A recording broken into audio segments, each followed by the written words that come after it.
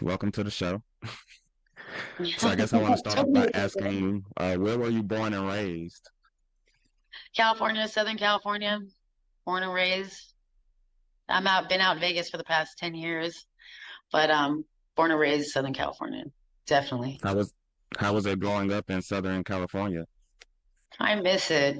I just love the beach. I just love Southern California, and I miss it a lot. I don't Yeah. know. It has everything there. The mountains, all everything. Why did you leave? Well, it's a long story for another time, I guess. But when I came out here, I actually came out here on vacation and I ended up staying. So then I'm moving here. So interesting, but Do you love Vegas too? Vegas is definitely, you're not bored here, that's for sure. Kind of Yeah. trying to stay away from the Strip after a while because, so many people. But no, it's definitely not. There's always something to do here. Always. Yeah. Yeah. Right. I love Vegas. I've been to Vegas one time. I had a good time, and I've never been to California though, but I would like to go eventually. You're on the East Coast? Yes, I'm on the East Coast. I'm in Central Florida right now. Oh, you're in Florida? Okay, I like Yeah. Daytona. Yeah. Daytona's a lot of fun.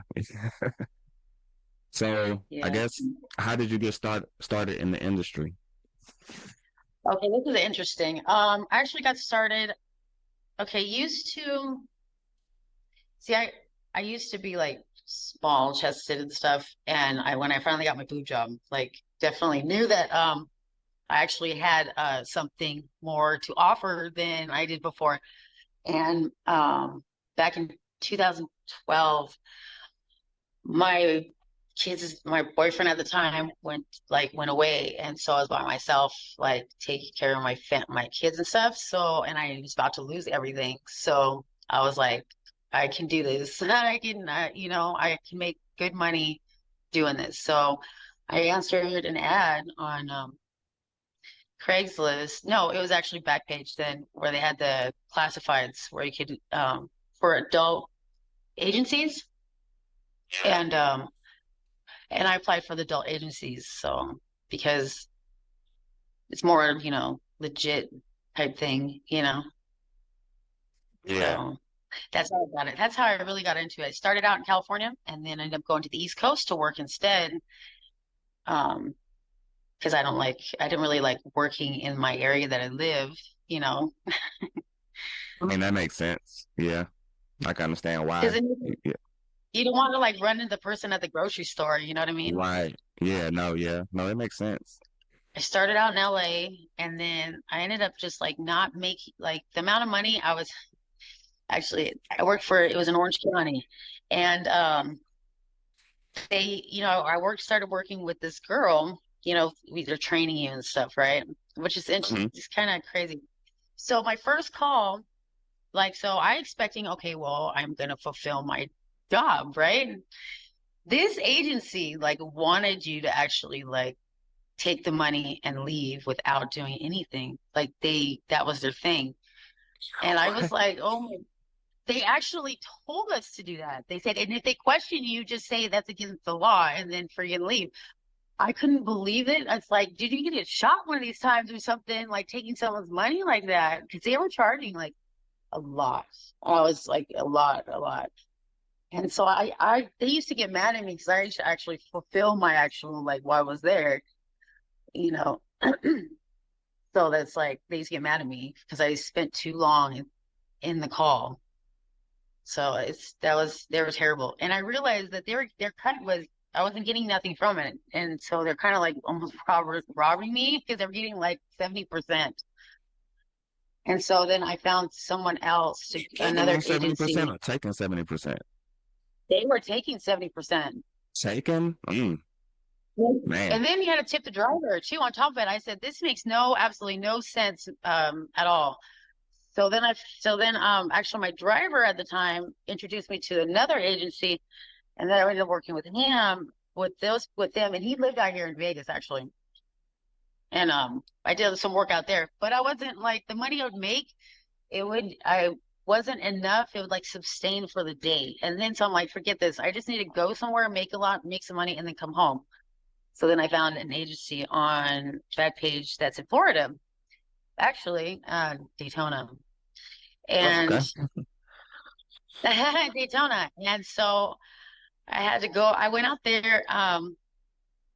It was went out there, and this company was definitely more legit. And like, so I was out there for 2 weeks. I made good money, and I came, went home. And I did that for a while. That was crazy with the first story.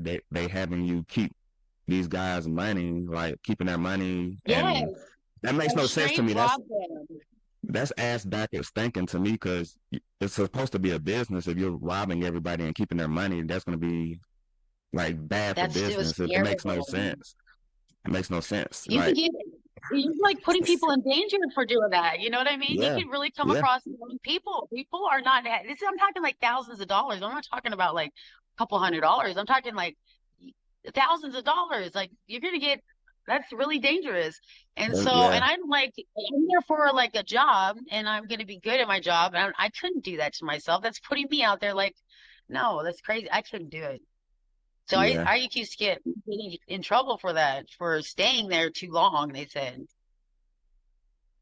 So you you mentioned know. something about training for.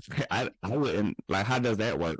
How does the training for the escort work? Do they y'all go on a date together? I guess with the client. Yes. And Yeah, we do. We have a date together, and we have a date together, and so there's like two guys, whatever it is, party, whatever. And that's when, they just, well, you walk in there with her, and then you're supposed to take their money and then leave. But I was like, I caught her in the bathroom. I'm like, dude, you can't do that. I said, you can't do that to people. And like, I said, well, I'm not doing that. And so I'm gonna, whatever, I'm gonna finish, you know what I mean? And so she ended up actually, fulfilling her job too that time. I guess she normally doesn't because her boyfriend's the driver who's taking her to these things. He works for the company too. So he didn't really know that she fulfilled her job this time, I guess. But yeah, they just take you in and then just teach you how to like take the money and leave. That's do they have terrible. training in Daytona? No, they didn't. Actually, in the Daytona, no, they didn't. They just that was on the East Coast is definitely way more put together. It's in call and it's like they get you're actually on a website. You're on a website and they actually schedule you. And you put on the schedule for whenever you're coming out, and then they schedule you for the whole day for the however long you're there, and they just come and then they leave, and it's just simple. So I don't talk to them I don't do the calls or anything like that because I was always terrible at that. That's the only reason why I worked for an agency is because it's more like higher class, and I'm so like, and then the booker, like I can't book my calls. I'm terrible at it. I could not do it. I don't know how they did it. I could never do it. I could never they actually had it so it's like all set up and like I mean they even took credit cards. It's like completely like legit. Like I had a 1099 and everything, you know. How long did you do that for? Well, I worked for the one in Florida. I worked there until then I went to Virginia, same company, at Tyson's Corner. That's like the spot, I guess, over there. Until my boss started taxing me extra for the room, and like I don't know, I got into it with him, and so then I ended up not working for them, and then I ended up working at Boston International, and then so I did that for about a year and a half, going back and forth once a month, Okay. and it saved my ass. So I mean, I went for like a week, 2 weeks, and I came home, and that was good money. Did you do anything else besides escorting, or was that all you've No, I done? mean, I worked at a porn store too, like an adult bookstore, like in the Hmm. ghetto, in California. That was interesting. They don't really like hiring girls because I guess they had the movies there too. So, in the back, they had all the videos, showings and stuff like that. And my whole job was to give out change and for the guys that go back there, and what is it called? Just watch the hallway to make sure nobody's jumping booths and stuff, doing some whatever they do back there. What were they But it's doing back there? interesting. Oh, do you know about the glory holes, don't you? Yeah. Well, see, that place, a girl can't go back there. They won't allow it. A couple can go back there, but so since that is like that, gay guys go back there and they work. They'll work in the back and like make money back there because it's a guy. I can't stop them. They can go in there by themselves, So interesting. There were One guys, time this guy there were guys back there giving working, oral sex yeah, to other working. guys. Did the Yes, guys who were going there to get the oral sex knew that it was guys back there working, or they just didn't know who yes, was? they did. They did. Or they did They know? do. Yes. It was kind of interesting too. There was one guy, he comes running out. He needed more change. This is like way back then. He needed more change. He came running out in a dress and high heels to get more change. It was Why crazy. did they only have But it was so guys funny. working there? Like, Because girls can't go back there by themselves. If they can't. They're not allowed to. They'll get shut down. They'll shut down the whole business. So I had to stop any girl that would try to go back there by themselves. Otherwise, they close the business down. So, yeah. So have with escorting, I guess, how would a typical day go for that? Would it just be a simple date? Did you have to end the date with sexual favors or oh anything no, like yeah, that? I know. Look, I took it as like a business. I treat it like a business. So I'm going to be good at what I do. And yeah, they have paid for 1 hour. And then they come in, my call's already booked for me for the day or whatever. They just tell me what time. They come in, they put the envelope down. Um, and then I had the same kind of routine I would usually do. And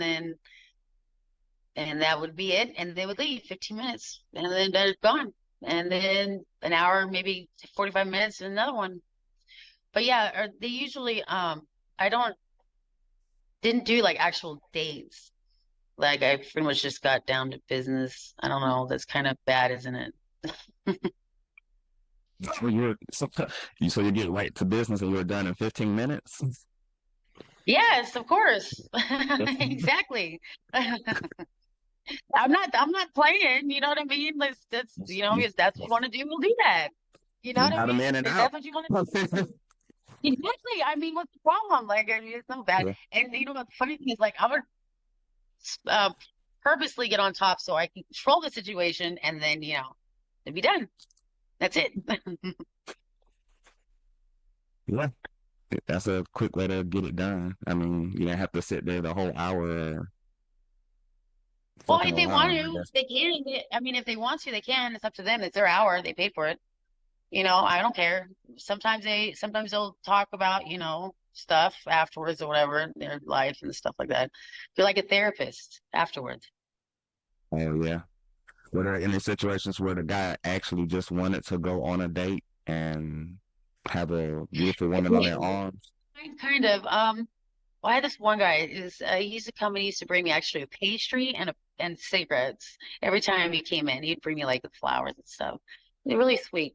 Like on the East Coast, there's different type of people. They're like real there are a lot of businessmen, a lot of politicians, stuff like that. But and they're all married and they're all just lacking one thing in their whole relationship. It's so sad.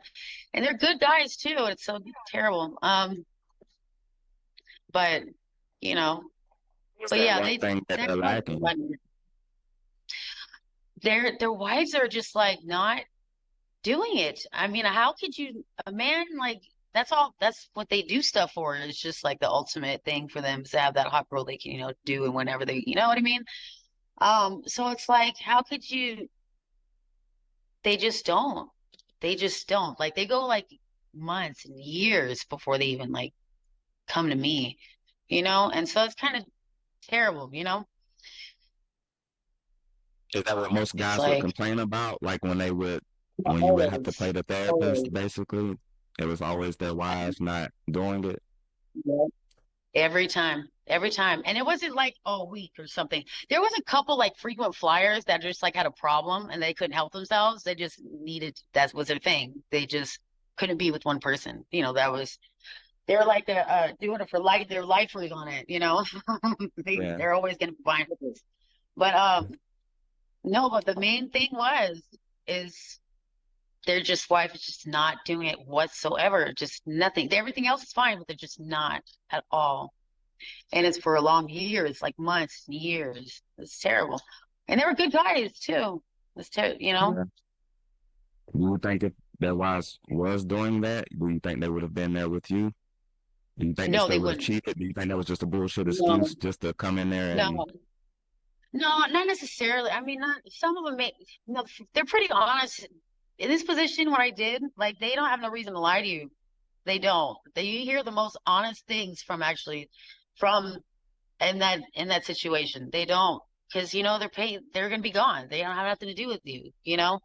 So they're probably the most honest then, I would say. yeah? And but no, I think these guys, if they were getting, they would be at home. They would not be coming to me at all. What's the craziest experience you ever had? The what? What's the craziest experience you ever had? Okay, so I was in San Diego, and it was on a boat. It was supposed to be on a boat, right? And it was I was walking up towards the deck, and I was looking around, and I was like, "Is that a police boat?" Is that a police boat? And then so that I walk in there and I'm like, he starts like wanting to hand me the money to my hand. And I'm like, no, no, it's okay. And then comes to find out, that was raid. So I kind of lucked Um, out on that. I mean, that was yeah, kind of crazy. There's a police boat over here, the police boat over there. It's like, oh my God. Oh my God. I have another story.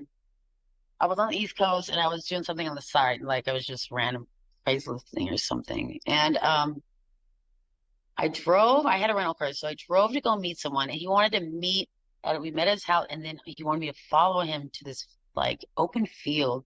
I'm like, what the heck? And so then I get into his car, which is a van, and then he gets out of the car for some reason. And I look behind me, and there's like all kinds of weird stuff in the back, like rope, like twine, like a blanket. I'm like, what is going on? I said, I gotta get out of here. This is crazy. And so I got out of the car, jumped in my car, and I bounced. That was kind of creepy. I was kind of tripped out about that, but that's about it, I think. yeah, that Craziest. would have creeped me out too. It sounded like there's materials to tie somebody up and do some crazy stuff to them. Yeah, you gotta go with your gut instinct. I mean, if you don't feel Yeah, comfortable, don't do it. yeah. Have you ever had a guy get physical with you before? Well, they usually, if they're like that, they they usually ask for it beforehand. Like I'm telling you, bookers are like awesome. They like you already know beforehand what's gonna happen. There's no like surprises ever, never. Like if there's certain things they'll tell you beforehand. Like this one guy who does a review. He always puts a review in. He always dates the new girl, right? Because he puts in the first review on your what's it, Euros. And but he wants it a certain way. He wants deep throat. And they tell you not to eat 3 hours before because he's gonna do that. And so they always tell you like beforehand, you always know what to expect. So I did have someone that's kind of a little rough, but not really too much. So no, I never gotten like hurt or anything at any part or anything like that ever. Yeah. So thank God. And I guess a lot of girls can or have gotten hurt before. So thank God, right? Right. Yeah, I was thinking about that's crazy with the details. So they would say this person wants deep throat. Don't eat 3 hours before. Like they were 3 hours that before. specific with Very that's specific. yeah, Hmm. man. I mean, it's how it is. So in case you throw up, I mean, like you're not Oh gonna yeah, throw up food. I mean, if you're gonna gag, just gag up spit, not throw up food. That's so yeah, 3 hours before. Yeah. Wow. Interesting. Um, Huh? yeah. Have a guy have a guy ever had like their wife with them or another woman with them, or would there No. be two escorts with one guy sometimes? I went with my one time, but yeah, they usually will ask for two girls. And I in Orange County they did that more often because they're trying to upsell them, you know what I mean? Um, Were so the you two ever in girl that thing. situation where it was you and another escort with a guy? Not all of us together, but like we come and there was two guys. Like I had one actually I had one that was two guys and me, but that was it. But not like together, like two separate like beds or whatever, two separate areas. Yeah. With the first agency that you worked for, I know they were basically taking, like, robbing people. Were there ever any situations with other escorts getting hurt because of that?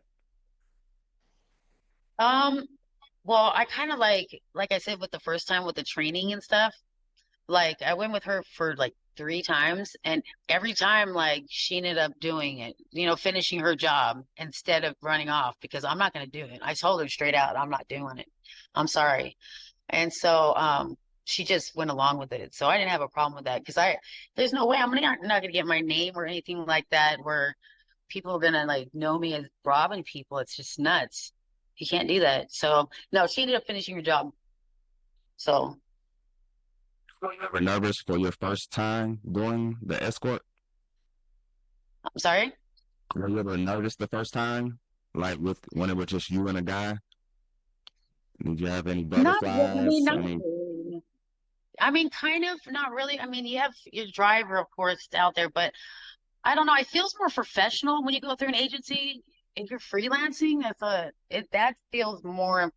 That makes me more nervous because they screen these people. There's like a background, they do background check on these guys before they even get us. Like they have to send in their driver's license, like a proof of address. Like, I mean, they do screenings on them first because it's a protection against not just us, but the company too. And yeah, so freelancing is what makes me whatever is when would make me nervous is because they're not screened. I had more close calls with that than I did with the agencies or whatever. But they're really well ran because some of the bosses I never even seen. I never even seen a coworker. Like I never even see anybody, nobody. oh Like I wow, would yeah, actually I would go to the bank. The only thing I would talk to them on the phone, I'd talk to the booker on the phone. That's it. I would go to the bank in the morning, deposit it in the account, and then go back. I'd never see anybody when I worked on the East Coast. Never. It was crazy. So that's good. I mean, I can't even like identify these people if I were to be in the same room with them. It was pretty well run.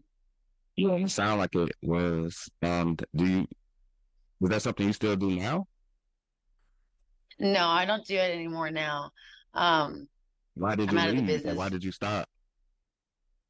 Well, actually, I met someone and I just kind of I stopped. So I met Yeah, I met the guy I'm with now, and that was that. yeah. Kind of like Pretty Woman, I guess. So during your time being an escort, it don't sound like you really had too many negative experiences. It sounded like, I I guess for the didn't. most part, it was positive just because you dealt with a reputable agency. Probably it sounded like Yes. they was on their shit and had everything taken care of to Well, keep you guys safe and then keep everybody safe, basically.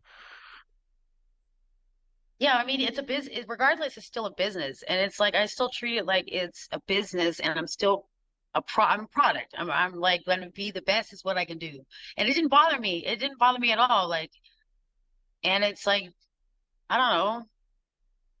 I felt it was more like not so trashy or something. If you're like, the pimp and hoe type thing, like I'm not going to give you money for no reason. No, I'm giving it to the agency their part because I can't book my calls. I'm shitty at it, and plus all the extra protection and stuff like that. Like they actually have to do background checks on them before they even come in.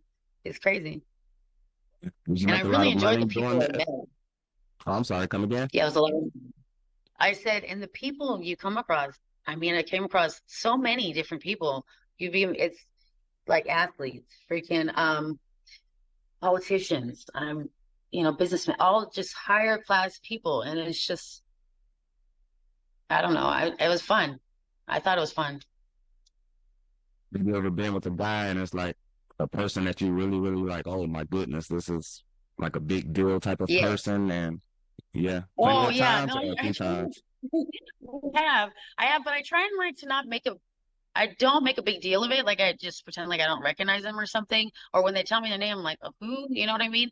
Because most of the time they don't like um that, to be treated like different. I just treat like regular people, you Yeah. know.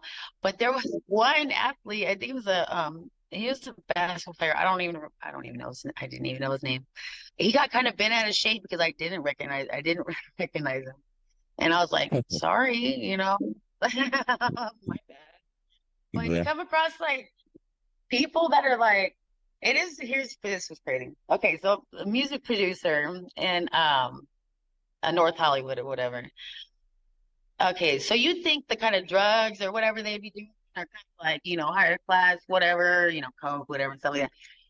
These people were making crack in the kitchen. I'm like, you have all this money and you're taking coke and you're making crack in the kitchen? That is stupid. That's crazy.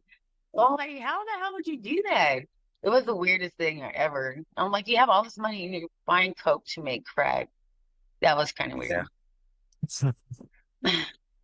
Well, we're coming up to the end of our interview, and I do have one final question for you. Um, I guess from your perspective, what or how can a man be better at being a better intimate partner to their mate? Like, how can they be better romantically and better sexually? You know what I think is fair is like at least because I think guys are afraid to ask or like make it known that if they're really having a problem. They have desires too, and they need to be fulfilled, like urges and stuff. I really feel if they just at least give the opportunity to tell their wife that, look, this is the problem, like seriously. But they don't want to like mess up everything else because everything else in their life is perfect except for that one thing. Just try and communicate. Just at least give that, before stepping out, because they're good guys. They're not like, crummy or like jerks. Well, I mean, there's a frequent flyers. They're kind of like just problem. They got a problem. They can't help themselves. But it's really the same problem. And it sucks that these women don't even try or they notice it or they're trying to get away with it. I don't know what that is. I don't understand. I don't understand that. Maybe because I have a different point of view of thinking about it. I'm not sure. Like, but yeah, they can at least be fair to communicate and give them a warning first before they step out. That would be, at least they wouldn't have, at least they warn them first beforehand. I guess I don't know what else to say about that. And that's good advice. Do you think men don't communicate just because, like you kind of said, just they're scared to mess up the other good parts of the relationship? Exactly. Yeah, they don't want to rock the boat in that sense, so they suffer. They'll suffer in silence. They'll suffer in silence. And it'll just build up with it. They just build up. And I mean, someone can only take it for so long. And it sucks, if they just communicate it, hey, look, this is a problem. Like, and how she reacts is a definite, like, you tell you definite how she really is then. Because if she really cares about you, she'll understand and she'll at least hear you out and stuff. But if she like shuts you down and like whatever, then it wasn't meant to be to begin with, really, because you should be able to communicate that with your partner.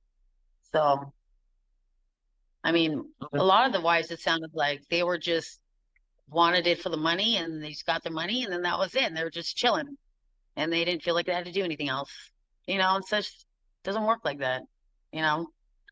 Yeah. Well, thank you again, Erica, for coming on the show to talk with me. I really do appreciate it. You have a great day. Thank you for having me. All right. Bye. Bye.